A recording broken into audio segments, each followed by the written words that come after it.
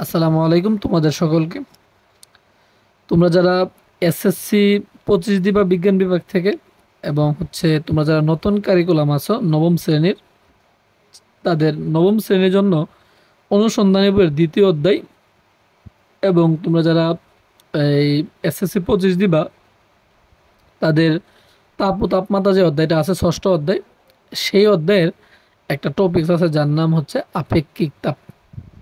আমরা এই আপেক্ষিক তাপ নিয়ে আলোচনা করব, পাশাপাশি আমরা ক্যালোরিমিতির মূলনীতি নিয়ে আলোচনা করব, এবং এই অধ্যায় থেকে বা এই টপিকস থেকে কিভাবে প্রশ্ন করা হয় আমরা সেইটা নিয়ে আলোচনা করার চেষ্টা করব। তাহলে আসো আজকের ভিডিওটা আমরা শুরু করি। টপিক্সের নাম আমি তো বলছি যে আপেক্ষিক তাপ। আমরা শুরু করবো হচ্ছে আপেক্ষিক তাপ দিয়ে।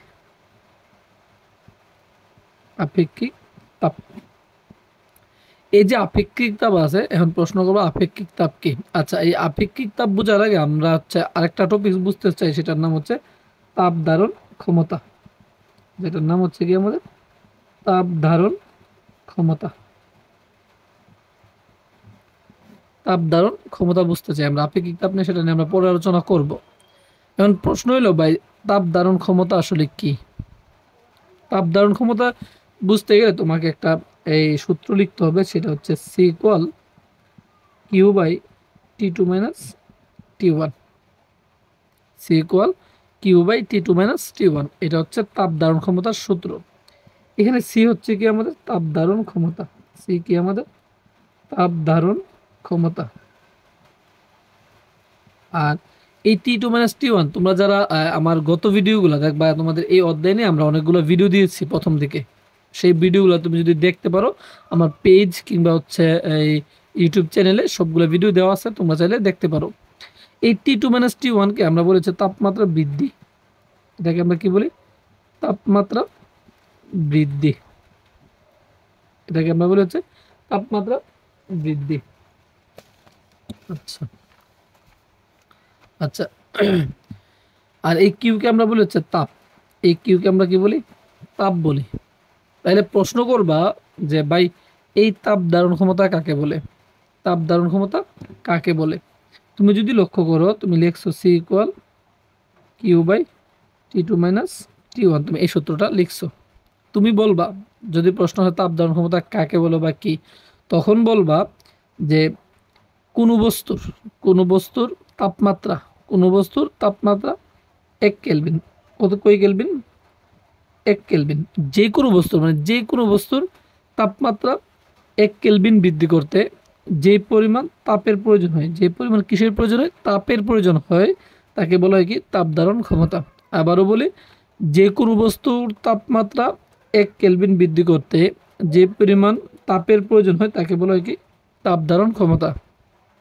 লাস্ট আরেকবার বলি, যে কোনো বস্তুর তাপমাত্রা 1 কেলভিন বৃদ্ধি করতে যে পরিমাণ তাপের প্রয়োজন হয় তাকে কি বলা হয়? তাপ ধারণ ক্ষমতা বলা হয়। ঠিক আছে। আচ্ছা, যদি তোমরা এই তাপ ধারণ ক্ষমতা বুঝে থাকো, এখন আমরা দেখবো যে তাপ ধারণ ক্ষমতার এককটা দেখার চেষ্টা করব। C equal Q by T two minus T one, এই যে সূত্রটা আছে আমাদের, এই সূত্র থেকে আমরা তাপ ধারণ ক্ষমতার এককটা বের করব। এখানে কিউ মানে কি? তাপ। কিউ মানে কি? তাপ। তাপ কি? এক প্রকার শক্তি। তাপ কি? এক প্রকার শক্তি। তাহলে শক্তির এককটা কি ভাই? আমরা সবাই জানি জুল। আর টি টু মাইনাস টি ওয়ান মানে কি? তাপমাত্রা বৃদ্ধি। তাপমাত্রা বৃদ্ধি হোক বা যাই হোক, তাপমাত্রা তো, তাহলে তাপমাত্রার একক কি? কেলভিন। তাহলে আমরা এই টি টু মাইনাস টি ওয়ানের জায়গায় যদি আমরা কে বসাই, তাহলে কি দাঁড়াইতেছে ভাই? তার পাওয়ার 1 উঠবি কি আকারে? মাইনাস আকারে। তাহলে জুল পার কেলভিন। এইটা হচ্ছে কিসের একক? তাপ ধারণ ক্ষমতার একক। কিসের একক? তাপ ধারণ ক্ষমতার একক। আচ্ছা, যদি তুমি তাপ ধারণ ক্ষমতার ব্যাপারটা বুঝে থাকবো, আমরা এখন দেখবো হচ্ছে আপেক্ষিক তাপ। কি দেখবো আমরা? আপেক্ষিক তাপ দেখবো একটু। আপেক্ষিক তাপ, আপেক্ষিক তাপ। এই আপেক্ষিক তাপ ব্যাপারটা আসলে কি? আপেক্ষিক তাপ হচ্ছে, তুমি যদি একটা সূত্র দেখো যে Q equal M S T two minus টি ওয়ান, এই সূত্রটা একটু মনে রাখো শুধুমাত্র। এখান থেকে এই এস কে বলা হয় যে আপেক্ষিক তাপ। এই আপেক্ষিক তাপকে এস দ্বারা প্রকাশ করা হয়। কি দ্বারা প্রকাশ করা হয়? এস দ্বারা প্রকাশ করা হয়। তুমি যদি এই এস এর মানটা বের করতে চাও, তাহলে এস এর সাথে এম এবং T two minus T one কি গুণ আকার আছে, যাবে কি আকারে, ভাগ আকারে। তাহলে তুমি যদি এস রাখো তাহলে কিউ তো আছে আমাদের, আর এই এম আছে এবং টি টু মাইনাস টি ওয়ান আছে তোমার কাছে। বুঝছি? তাইলে সূত্রটা কি দাঁড়ালো, S equal S equal S equal S equal Q by M T two minus T one. সূত্রটা দাঁড়ালো হচ্ছে এমন। বুঝছি সূত্রটা মনে রাখি। এস হচ্ছে ভাই কি, আপেক্ষিক তাপ। এসকে আমরা কি বলি, আপেক্ষিক তাপ বলি, আপেক্ষিক তাপ। এম তো ভর, সবাই জানি আমরা। টি টু মাইনাস টি ওয়ান মানে কি তাপমাত্রা বৃদ্ধি, আর হচ্ছে কিউ কি তাপ, আমরা সবাই জানি। এখন কথা হইলো যে ভাই আপেক্ষিক তাপ কি বা কাকে বলে, এটাই তো প্রশ্ন করবা। তাহলে আসো, এস ইকুয়াল আমরা জানি হচ্ছে Q by M T two minus T one, এই সূত্রটা আমরা জানি।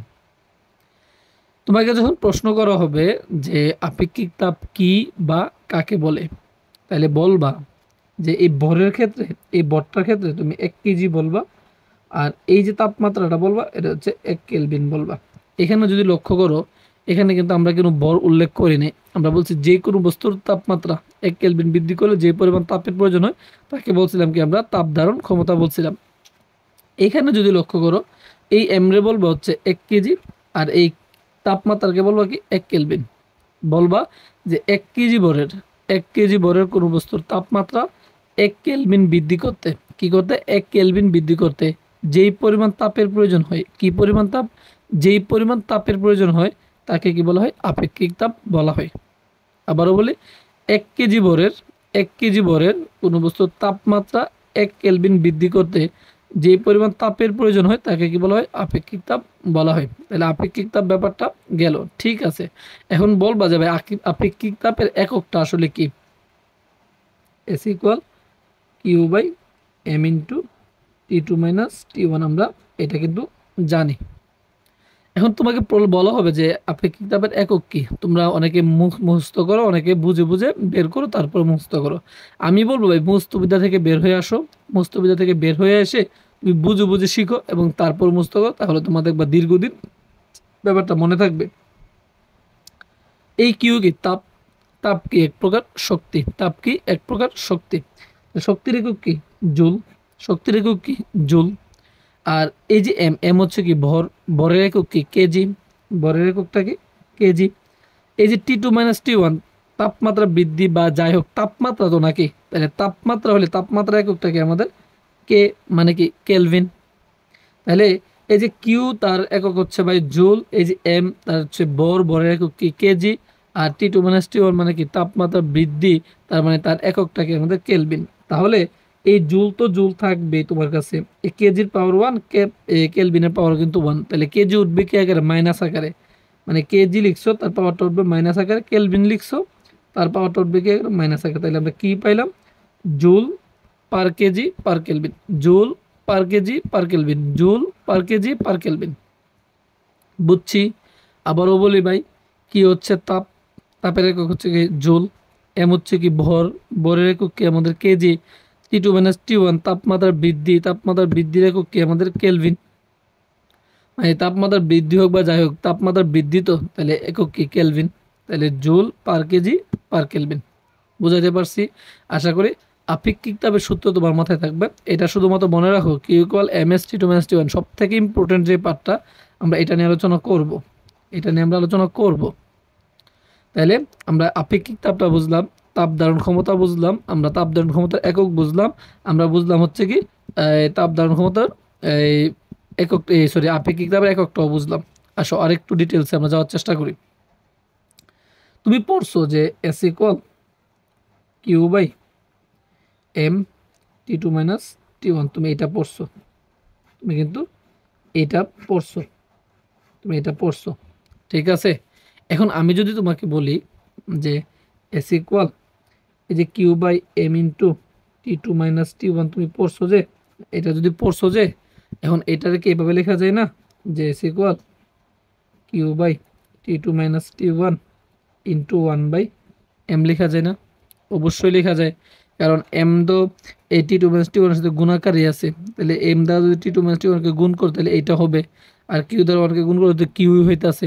তাহলে তুমি আমাকে বলো যে এই q by T two minus T one, q by T two minus T one, এই যে Q by T two minus t ওয়ানকে আমরা কী লিখছিলাম? তাপ ধারণ ক্ষমতা বলছিলাম না? কি বলছিলাম? তাপ ধারণ ক্ষমতা বলছিলাম। তাহলে এই q by T two minus t ওয়ানের জায়গায় তুমি লিখতেই পারো s equal c into one by কত এম। তাহলে সি যাইব কি উপরে, তাহলে সি বাই এম। তাহলে এস ইকুয়াল কি পাইলাম? সি বাই এম পাইলাম। তাহলে আমরা কি পাইলাম? S equal C by M পাইলাম।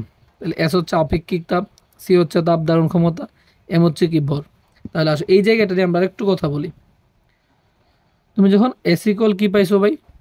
সি বাই এম পাইছো, তোমাকে যখন বলা হয় যে আপেক্ষিক তাপ বের করো, কি বের করো? আপেক্ষিক তাপ বের করো, তোমার মাথায় কিন্তু অটোমেটিকলি কি আসবে?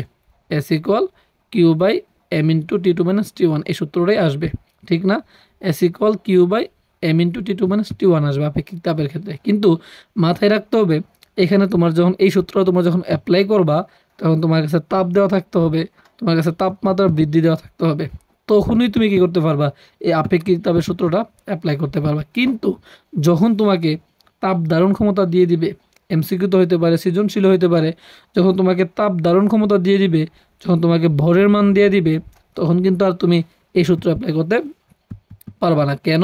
কারণ তোমার কাছে তাপমাত্রা নাই, এজন্য অ্যাপ্লাই করতে পারতেছো না। তোমার কাছে সুজা তাপ ধারণ ক্ষমতা দিছে, তোমাকে কি দিছে? ভর দিছে, তুমি এই সূত্রটা অ্যাপ্লাই করে দিবা। অ্যাপ্লাই করে দিলে তোমার এস ইকুয়াল কি আসবে? সি বাই এম আসবে। সি হচ্ছে তাপ ধারণ ক্ষমতা, এম হচ্ছে কি? ভর। বুঝাইতে পারছি আমি? এখন যদি তোমাকে প্রশ্নটা হয় যে ভাই এইটা সমান যদি আপেক্ষিক তাপ সমান যদি সি বাই এম হয়, তাহলে এইটা থেকে যে এককটা বের করছেন joule per kg per kelvin, এর থেকে কি আসবে joule per kg per kelvin? আসো আমরা একটু দেখি।